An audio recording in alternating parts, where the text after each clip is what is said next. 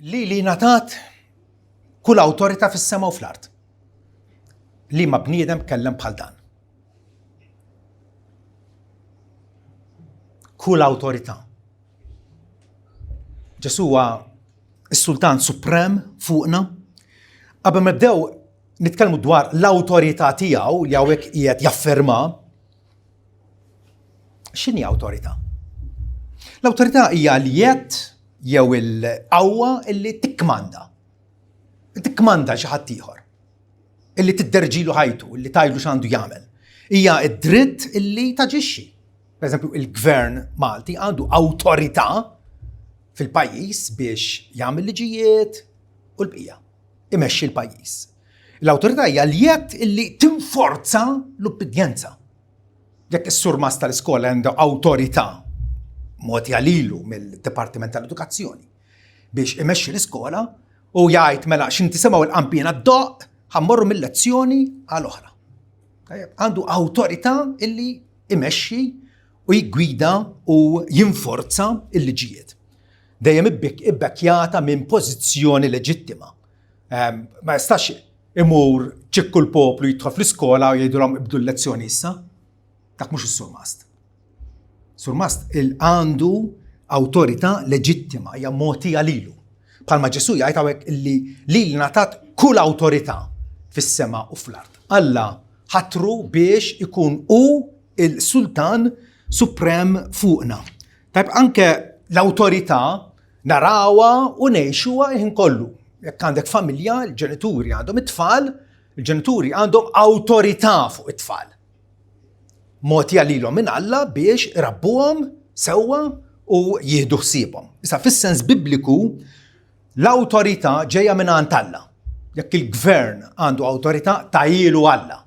Kull awtorità ġejja minn għand Alla. U l-awtorità allura iġġor magħha il-poter u ħakma leġittima. Ħakma illi dak li kun għandu dritt illi jaġixxi hekk. Il-pulizija għalfejn jgħidlek jiena inħarkek fisem il-liġi. Il-pulizija għandu awtorità bħalma għandu wkoll il-maġistrat, l-imħallef illi jaqta' sentenza ta' ħabs jew kwalunkwe. Il-Bibja issa jħilna biex l-awtorità narfuha, nissottomettu għalija u nobduha. Anke pereżempju fi kwalunkwe knisja bħal mija din għandek awtorità ta' mexxejja irġiel illi Alla ħatar biex imexxu jamministraw il-miġġema. Ma nistgħux ngħixu mingħajr awtorità. Avolja nafu l-awtorità hija sikwit abbużata għax fejn hemm il-bnedmin ħawdu. L-awtorità hija abbużata imma ma jfissirx m'hemmx posta. Il-politiċi ġieli ħawdu, ġieli abbużaw mill-awtorità tagħhom. Nisimgħuha ħin kollu fuq l-ħabarijiet u x'vera. Il-gwardjani lokali, il-ġenituri wkoll ġieli flok iħobbu u jożżu lil uliedhom jaħqruhom. Għandhom awtorità qed jużawha ħażin. L-għalliema, slaten, mexxejja reġjużi tista' semmi. Kull min għandu awtorità xi darba oħra hemm ċans li jabbuża minnha. Imma xorta waħda rridu ngħidu li l-awtorità neħtiġuha bħal ħobs, ma nistgħux ngħixu mingħajr awtorità fuqna. Għaliex għax aħna sfrattati, aħna insubordinati, għandna bżonn li xi ħadd illi jaħkem fuqna. Aħna irvellati u natura irvellata twassek għar-rovina jekk ma jkunx hemm min irażnek, min jidderġik, jiggwidak, ħadd tispiċċa irrovinat. U allura il-Vanġelu jlaqqana ma' sit suprem b'awtorità issa awtorità differenti. L-awtorità ta' Ġesu hija għal kollox differenti. Kultant nitmeżmżmu mill-awtorità jisna nindexu għax nafu kemm wieħed kapaċi juża ħażin, ma l-awtorità ta' Ġesu ma jimponijiex l-awtorità tiegħu. Infatti jgħidilna ħudu l-madmad tiegħi fuqkom. Ħuduh intom. Volontarjament minn rajkom. Irrid illi aħna narfuh volontarjament bħala is-sit suprem fuqna. Mhijiex awtorità korrotta bħalma kienet ta' Ajfa pereżempju. Ajfa x'kien qed iqis l-interessi tiegħu. اللي يبقى في البوزيزjoni ta' awtorità. لا, hija awtorità qaddisa ta' Ġesu. U laqqas ma hija awtorità oppressiva bħal meta ġew il-Franċiżi Malta u rridu jaħkmu fuq Malta u letteralment pruvaw għaxruna u joħdulna ġidna il-ftit li kellna. L-awtorità ta' Ġesu mhix oppressiva, anzi hija awtorità li tistejqirna, tiffriskana, tatina l-ħajja, tatina direzzjoni. Fil-ġrajja umana Ġesu huwa uniku. Ġesu huwa insuperabbli, jeżerċita awtorità assoluta, awtorità eterna, awtorità misjuqa mill-imħabba pura. Kull awtorità fis-sema u fl-art hija mogħtija lili. Min qed jitkellem huwa dak illi miet għalina, illi diġà wera mħabtu bil-provi u issa li huwa mqajjem minn bil-imwiet qabel ma tela lura fis-smewwiet. Wettaq il-missjoni tiegħu li d-dixxipli qed jgħidilhom kull awtorità hija mogħtija lili fis-sema u l-art. Hija awtorità tajba, hija awtorità sovrana. Ġesu ġifieri li jagħmel li jogħġbu u li jrid, imma dejjem niftakru illi kull ma jagħmel jagħmlu sew u ġustament. Hija awtorità ħanina wkoll. Fuq kollox hija awtorità adatta għalina, tot għalina. Tot għalija personalment għalik ukoll. Hija awtorità li għandna bżonna u ma nistgħux ngħaddu mingħajrha. Napoleon ukoll, meta nsemmu Napoleon ħarbata lill-Ewropa fi żmienu. Fil-bidu tas-seklu 19 ħerba għamel mill-Ewropa. U Napoleon darba qal Alessandru l-Kbir, Ċesri, Karolu Manju u jien waqqafna imperi. Iżda fuq xiex serraħna il-kreazzjonijiet tal-ġenju tagħna? Fuq il-forza. Fuq il-forza. Jekk ma tkunx taqbel ma' Napoleon, ittajallek rasek. U jeles minnek ħafif. Fuq il-forza. Imma Ġesu Kristu qal sejjes imperu fuq l-imħabba. U sadissija miljuni lesti jmutu għalih.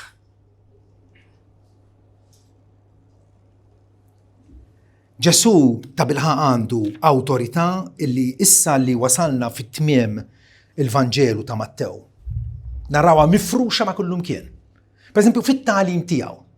Iltqajna diversi drabi Ġesu qed jgħallem, jippriedka lil folol. L-awtorità fit-tagħlim tiegħu kienet stupenda. Fi żmienu sal-ġurnata tal-lum ukoll lecturers l-università ma jgħidux ħanatikom l-opinjoni tiegħi għax hija tajba, dejjem jibbażaw fuq x'qalu lecturers oħra u esperti oħra ta' qabilhom. In-nies għandu ħabta jitkellmu hekk. Fi żmien Ġesu il-rabbin kien jgħidu Rabbi Hillel kien jgħid jew Rabbi Gamaliel kien jgħallem jikwotaw il-ħaddieħor. Imma Ġesu qed kien jgħid intom smajtu xinat l-nistadari, ħobbu l-proxmu ta'kum u oboldu l-ledewa ta'kum. Imma jien nejdilkom, autorità suprema fit-talim. U kienet autorità li ġabet biex najdu hekk rivoluzzjoni. Għax għalilhom ħobbu l-ledewa ta'kum. Birku l-dawk li jisħtukom. Għamlu l-ġid l-dawk li obodukom. Hija awtorità unika. Ġesu ma kwotax skolari jew esperti. Meta kwota l-Bibja u kwota kemm il-darba l-Bibja, qed jikkwota li għandha awtorità ugwali miegħu. Il-Bibja ħarġet minn fom Alla, vera? U Ġesu dak li jgħid huwa kliem divin. Huwa kliem ta' awtorità suprema. Ġesu ipproklama l-verità direttament bħala Alla nnifsu. Alla nnifsu li mexa magħna. Tantu hekk li Grisostmu il-predikatur tas-seklu 4 jgħid hekk ara, Ġesu ma għallimx minn Mosè. Imma għallem bħala s-sit ta' Mosè. Ġesu ma għallimx minn Mosè. Imma għallem bħala s-sit. Fuq Mosè u fuq il-profeti l-oħra kollha. Darba meta spiċċa waħda mill-pritki tiegħu, in-nies jgħidlek illi il-follol dbelħu bit-tagħlim tiegħu. Dbelħu. Kienu meraviljati għax kien jgħallimhom bħal wieħed li għandu l-awtorità u mhux bħal iskribi tagħhom. Ġesu ħalla impatt nies li semgħuh, anke darba l-edewa tiegħu qalu min qatt tkellem bħal dal-bniedem. Min qatt tkellem bħal dal-bniedem. Ġesu għandu awtorità fit-tagħlim tiegħu u biex jagħtina prova li dak li qalu imissna nobduh u nisimgħu minnu, biex jagħtina prova ta' dan, wera li għandu awtorità mhux biss fuqna l-bnedmin, imma fuq l-univers tagħna, fuq in-natura. Darba kienu fuq il-baħar, Ġesu kien ejja wara ġurnata xogħol, mixħud fuq l-imħadda fuq in-naħa wara tad-dajsa, għamet din il-maltempata fil-baħar tal-Galilija, il-dajsa kienet se tinbela mill-mewġ, għajmuh ippanikjati il-disċipli u għallulu ma importax ħan nintilfu. U Ġesu b'kelma waħda sikket il-baħar u l-imwieġ. Sikket l-irwiefen, kien hemm kalma kbira, b'kelma waħda, immedjatament. Illi dak li kun bil-fors ftakar dakinhar x'qal fis-Salm meta l-awtur jgħid lill-Alla int taħkem it-tneffieħ tal-baħar. Meta jolew l-imwieġ tiegħu int issikkithom. Ġesu għamel dak li Alla biss kapaċi jagħmel. U kontinwament matul il-ministeru tiegħu. Saħansitra Ġesu wera awtorità fuq is-sopranatural, mhux biss fuq in-natural, affarijiet ta' madwarna, fuq is-sopranatural, fuq l-anġli u l-ispirti ħżiena. Mark jirrakkonta meta Ġesu darba daħal fis-sinagoga fejn kien wieħed indemonjat u tnixfu l-koll jgħidilna hekk li argumentaw ma' xulxin billi qalu x'inhu dan. Dana wara li Ġesu fejjaq lill-indemonjat qalu x'inhu dan? Tagħlim ġdid b'awtorità. Jikkmanda saħansitra l-ispirti l-impuri jobduh. Ġesu mhux biss kellu kliem u qatt. Kellu kliem u emil. Mhux biss kien jgħid illi hu mibgħut mill-missier, ma kien juri bid-der, bil-provi, jagħti l-evidenza illi hekk hu. Ħafna nies huma paroli sifattino, Ġesu kellu wkoll il-fatti. Kellu l-fatti. Illi ma jħallik f'ebda dubju min hu dan li qed jitkellem, dan li qed jaġixxi. U dak kollu huwa evidenza illi Ġesu għandu awtorità jagħmel ħwejjeġ, kif qalu, jerġa' aktar meraviljużi minn hekk. Għax hija xi ħaġa meraviljuża kif wieħed jikkontrolla n-natura ħabta u sabta. Jew lid-demoni jobduh. Imma Ġesu jerġa' jagħmel ħwejjeġ aktar meraviljużi bħal xiex. Bħal pereżempju jaffrilna d-nubietna. Forsi ma tantx niskantaw biha din, però tafu kemm hija barka tremenda l-maħfra. U mant min tiġina l-maħfra ma' Ġesu. Ma' Ġesu. Ġesu għalalna id-dritt li nkunu maħfura qudiem Alla. Meta darba ġabu wieħed paralitiku, miskin ma kienx jimxi. Kien dipendenti fuq erba' teħbib tiegħu ġorruh lawnu lin kull fejn kien hemm bżonn. U tant raw l-urġenza tal-każ li kellhom jaqalgħu is-saqaf iniżluh quddiem Ġesu. U Ġesu qallu ibni d-nubietek maħfura. U dak qabad is-saqqu li kellu u beda sejlen daru. L-udjenza tiegħu fosthom l-esperti tal-liġi bdew jiskandalizzaw ruhom u qalu dan minnu? Min kapaċi jaħfir d-nubiet li falla waħdu? Nafu l-koll li l-maħfra hija l-prerogattiva tal-Alla.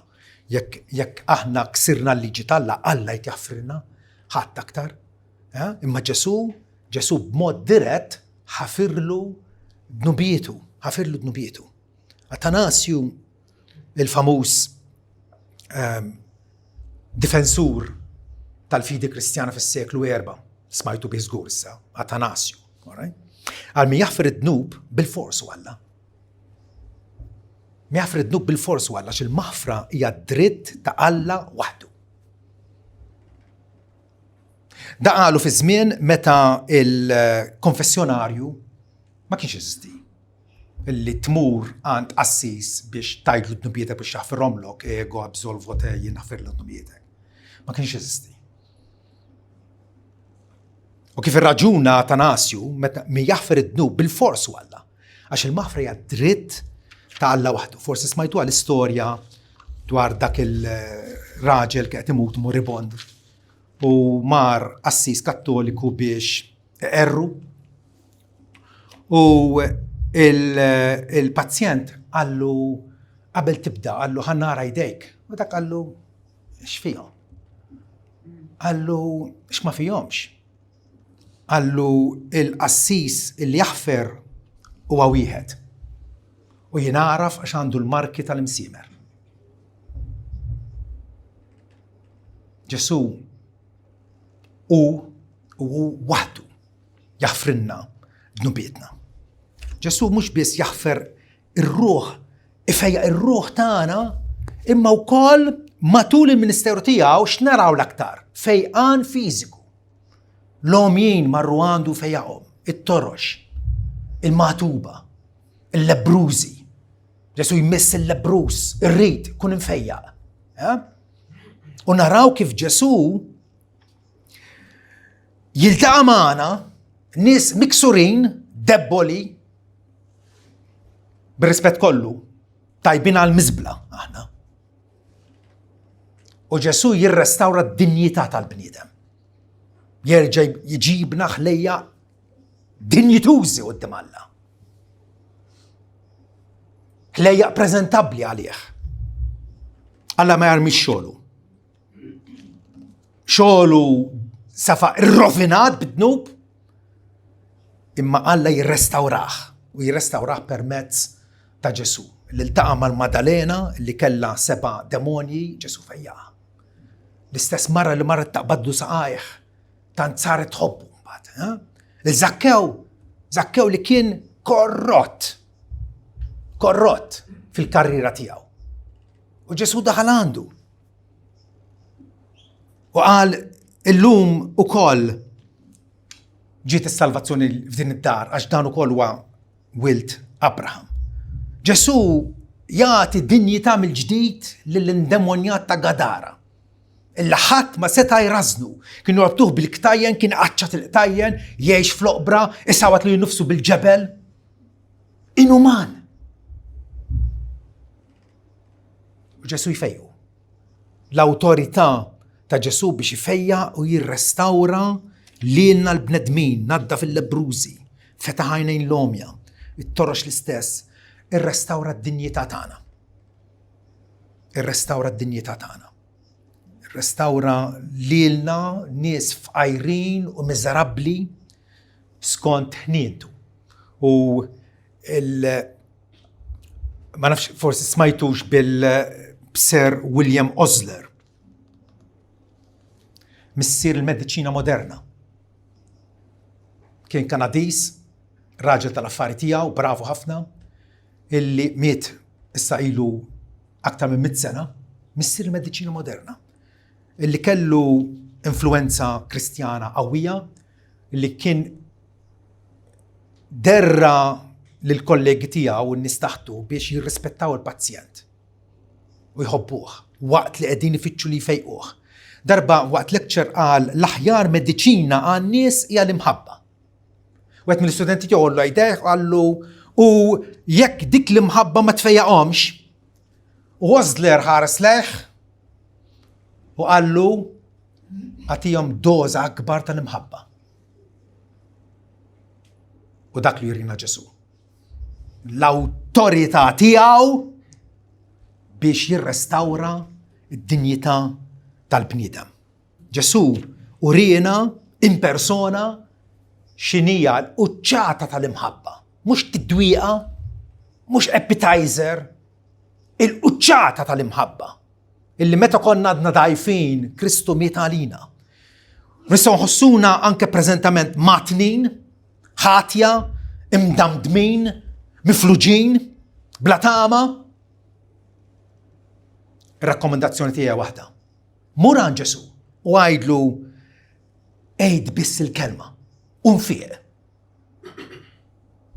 يستا يكون الكاس تيك هو استرام الدسبرات بلا تاما، عيد بس الكلمة وينام فيه. دربا تشنتوريون رومان اكامل متى كلو العدي تياو اللي كان بازيكامنت اتموت ومار عن جسو، وجسو قال له نجي ونفيقه، وقال له ما مش عارفين تدخل تحت السقف تياي، ما عيد بس الكلمة والعدي تياي فيه. التياترين اللي يصيروا اللوم تاع الناس اللي من عليهم قاعدين يفيقوا، هتفهم بيش عشروا للناس. ده تشنتوريون عارف اللي جسو الأوتوريتا تياو كانت تستندي البوت فوق نيسان اللي ما يرمش عين ماين. وجسو فتي متى التشنتوريون قال له ينو كول بنيدم تحت الأوتوريتا نافش يجي فيه الأوتوريتا عشان تشنتوريون عندي 100 سولدات تحتي، ويا كل واحد نايله مور واللي يهر يجي من الأول والعديتيه يعمل ده ويعملها. ولسه بحال ما ين عندي أوتوريتا، انت عندك أوتوريتا أعلى مني، عيد بس الكلمة والعديتيه يفيق. داك هو جسو اللي يبرزنتانا الإفانجيليو. جسو اللي عنده أوتوريتا فوق الجوفية تاعنا، المرضية تاعنا، الدبولتسي تاعنا. جسو عنده كل أوتوريتا فوق الموت، فوق الموت. منين تستا تكسب، منين تستا تخدم، من تستا تقودي تاما أحيار منك. اللي يك احنا انقادوا لنفوسنا تحت الأوتوريتا تا جسو ونعرفوها بالفرخ. جسو يعطينا يزرتشي تاع الأوتوريتا تاعو فوق الموت. دربا مار عند مرتا وماريا علاش كانوا عندهم كيف تلفوا لاتزرو، هو كان له 4 أيام ميت، وجسو باش يفرجها للمرتا قال لها اخوك يرجع يقوم. وي قالت له مولاي ناف اللي سيرجع يقوم في الاخر يوم، هذيك تعمت عن الكل اللي بشي موتوية راح نموتوا حنتلقوا من الدنيا، اما في الاخر يوم سنقوموا. جسو قال لها مرتا كلا الحساب تاعها البوت فالفينمنت اللي من يعرف متى هيجري، من يعرف متى هيقوم هي. فجسو دور لها التنسون فوق نفسه وقال لها ينقو الأومين الهيا برزنتامنت، ينقو الأومين الهيا. هي ديكيراتسيوني اللي ما يقبلنيش بس نسموها وقت فونرال، ديكيراتسيوني اللي يقبلنا نحلوها تدوي كونستانتامنت من جرات على الأخرى. إلا علاش ديك الديكيراتسيوني تاتينا تاما ابدا فونداتور تا ابدا ريليجيون أخرى ما ميت ورجعهم، ما متوا بودا كونفوتشيو كل ينسابوا 6 بيدة تحت التراب فيرولا. ما جسو قالب الموت الكونكويستا الموت، وباش يعطينا بروفا اللي عنده دي الأوتوريتا أيام للاتزرو جسو وكل متى التقى مع فونرال دعشين نرى دعشين أمورستيكا دين كنا حربتو الفونرال كان افشكلو داربع دايم بجوفني فوق الكتالات سايرين التشميتيريو بيخ الأبر لاست عليه جسو وقفهم وداك النهار الفونرال ما كومبليش عشان واحد مار لورا الدار والجوفني مار الدار لورا ما همو. جسو هذاك اللي عنده أوتوريتا سوبريما إمقار فوق الموت. جايرو مار يطلب له بنتي قاعدة كيف ميتت أيا إسا ها وش انتهى الدار كل حد انت بريبارا ينوخ ويبريبارا على الفونرال. الطفلة 12 سنة جسو رد لورا للجنتوري تاعها. جسو هذاك اللي قديمه الفونرال ما يبقاش فونرال عشان يريفرسياخ يجيبوا لورا. ġesu tagħna toma ċkejkna minn issa ta' xaħat jiġri fl-aħħar jum. Xaħat jiġri fl-aħħar jum. Ġesu li għandu awtorità mhux biss fuq il-mewt fiżika, meta r-ruħ tagħna toħroġ mill-ġisem, dik għal-mewt fiżika. Ġesu għandu awtorità wkoll fuq il-mewt spiritwali. Ir-ruħ tagħna maqtuwa separata minn Alla. Għandu awtorità biex dik il-mewt jelimina ineħħi l-firda bejn Alla u l-midneb. Fi Ġwanna 5:20 jgħidilna għax il-missier iħobb il-liben u jurih kollox li hu nnifsu jkun jagħmel. U emejjel akbar minn dawn għad jurih. X'emejjel huma kien għadu kif tfejjaq magħtub raġel paralizzat kien ilu snin twal hemmhekk mal-menqa ta' Bezzata jistenna l-fejqan imma Ġesu fejqu. U għallilhom ħataraw emejjel akbar minn dawn sabiex intom timmeraviljaw għax bħalma l-missier ħajjem il-mejtin u jagħtihom il-ħajja hekk ukoll liben isimgħuha jagħti l-ħajja lil min irid. Awtorità sovrana qegħdin ngħidu Ġesu jeżerċita għal benefiċċju ta' diversi nies. Jagħti l-ħajja liben jagħti l-ħajja lil min irid. U mhux hekk biss, ma Ġesu għandu wkoll l-awtorità biex jiġġudika. Biex jiġġudika. Bħalissa ħafna nies jażlu li ma ixiddux il-madmat tiegħu. U marvillati. Ma jridux joqogħdu taħt l-awtorità tiegħu. Ma tafu sew intom illi għad jasal dak li jum illi kull il-sien jistqar u kull il-koppa tmil. Għaliex? Għax huwa l-mulej. Huwa l-kurjos, huwa s-sit suprem, il-ħalliq tagħna, is-salvatur tagħna. Ġesu huwa dak ukoll li jiġġudika. Ġwanna 5:26 bħalma l-missier għandu l-ħajja fih innifsu, hekk ukoll tal il-liben biex ikollu l-ħajja fih innifsu u tah l-awtorità biex jagħmel ġudizzju għax huwa bil-bniedem. Huwa bil-bniedem, huwa bniedem bħalna li tħallat magħna unikament osserva l-liġi kollha ta' u allura għandu dritt jiġġudikana. Għandu dritt jiġġudikana. Ġesu kol għandu awtorità fl-imħabba sovrana tiegħu. U di forsi l-iżjed li nistgħu nsibuha diffiċli biex naċċettawha, Ġesu jeżerċita l-imħabba sovrana tiegħu ma' min irid hu. L-evanġeliżmu popolari tal-lum għalibha l-kontrarju. Illi jekk inti tagħżel, jekk inti tiddeċiedi li tmur għand Ġesu tagħmel pjaċir bħalli kieku, biex tħallih jisalvak, ikun obbligat li jisalvak. Mbagħad. Kollox bil-maqlub. Aħna din ngħidu Ġesu qed jgħid il-imħabba tiegħu hija sofrana. Hija sofrana. L-ewwel fi Ġwanni 15 jgħidilna imħabba akbar minn din ħadd m'għandu. Il-wieħed jagħti ħajtu għal ħbiebu. Intom ħbiebi jekk tagħmlu li nikmandakom jiena. Ġifi Ġesu diġà wera l-imħabba tremenda tiegħu. Illi miet għal ħbib tiegħu għal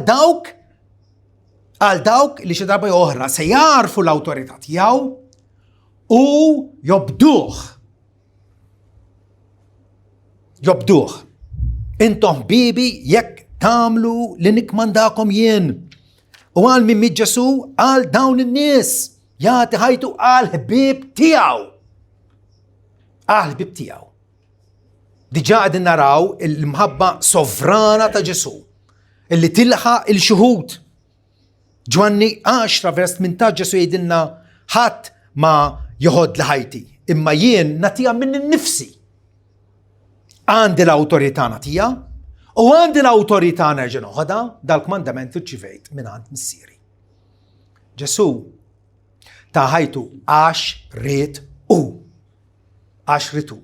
Mhux Pilatu ħadielu, laqqas Erodi u laqqas Ġuda l-Iskarjota, Ġesu ta' minnu nnifsu. Fi Ġwanni 17 imbagħad Ġesu dawwar ħarsu lill-missier u beda jitlob lill-missier u għallu missier ġiet is-sija. Kienet ilha qudiemu jitkellem dwar is-sija il-passjoni tiegħu li kellu jieħu mħabba fina. Missier ġiet issija. Igglorifika libnek sabiex liben jigglorifika lilek. Bħalma tajtu l-awtorità fuq l-umanità kollha minn żmien Adam sal-aħħar il-bnedmin kollha huma taħt l-awtorità ta' Ġesu. Forsi xogħod minnhom ma jirrikonoxxuhiex dik l-awtorità, iva, ovvja. Imma Ġesu xorta waħda għandu awtorità fuqhom. Tajtu awtorità fuq l-umanità kollha sabiex lil kull min tajtu jagħtihom il-ħajja eterna. X'qed jgħid Ġesu? Qed jagħmlilna ċara illi l-missier mill-eternità taħ għadd ta' nies lil Ġesu. U għallu dawn tiegħek. Dawn tiegħek biex issalvhom. U Ġesu lil dawn l-istess nies mhux aktar, mhux inqas, jagħtihom il-ħajja eterna. Għana ġnaqra. Bħalma tajtu l-awtorità fuq l-umanità kollha sabiex lil kull min tajt lilu jagħtihom il-ħajja eterna. Tajd li ma kif niġi taħt din l-awtorità salvivika ta' Ġesu? Kif nista' nkun irrid nkun taħt l-awtorità ta' Ġesu? Narafa, nirrikonoxxija u rrid ngħix taħta.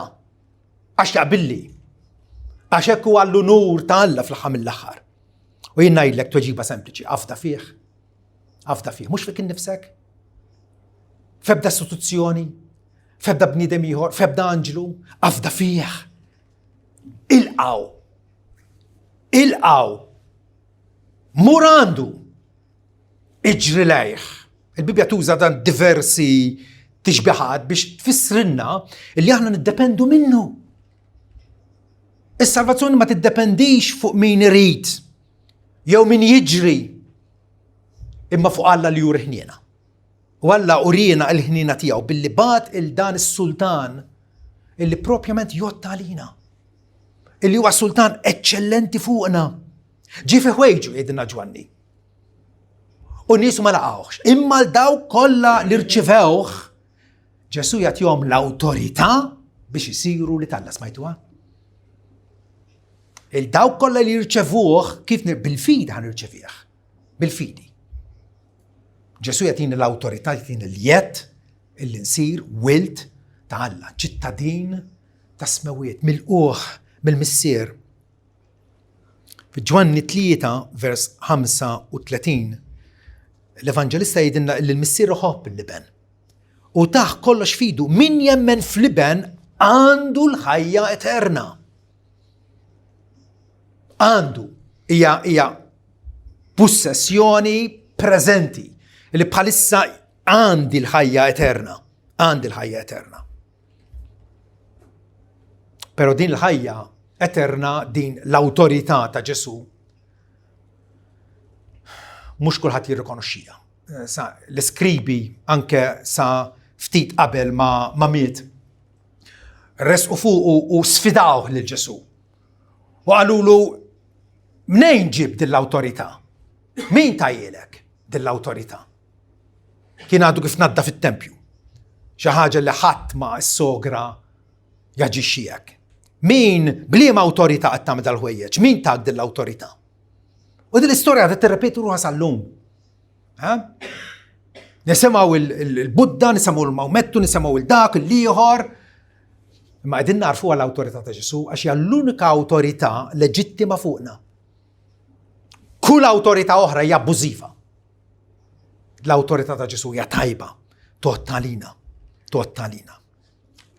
Ġesu l-awtorità tiegħu hija adatta għalina avolja ħafna nies fil-bluwa tagħhom u fl-infedeltà tagħhom ma jarfuhiex. Int personalment, fuq li ma naħa tinsab? Tinsab fuq in-naħa tal-lemin fejn u hemm in-nies li jarfuha l-awtorità Ġesu u jarfuha bil-ferħ u jarfuha bi-gratitudni u jarfuha b'tal-mod u manjiera illi ħajjithom tidher illi dawn mhumiex sidien tagħhom fushom jagħmlu li jridu, jagħmlu jaqblilhom, jagħmlu li fettlilhom, jagħmlu skont kapriċċihom. Le. Jimxu skont il-kmandamenti ta' Ġesu, il-kap kmandant tagħhom. dawk huma n-nies li narfu ta' bil-ħaq li huma Kristjani għax jemnu u bid-der juru illi Ġesu għandu jkun emnut għal dak li qal u fdat għal dak li jagħmel u wettaq fuq is-salib għal maħfra ta' dnubietna. Fejn fuq li ma naħat insab? Fuq li ma naħat insab. Resqin ġurnata wara ġurnata lejn dak il-jum illi mbagħad kull il-sin jistqar. Imma jkun hemm nies li jistqarruh bil-ferħa lil Ġesu u b'ċelebrazzjoni kbira. Ħajkun hemm nies li jkunu mġelin jistqarruh. Ibda mix-xitan u dawk kollha li opponewh fuq li ma naħat insab. Issa li għandek l-opportunità titnikkirx. Hu azzjoni.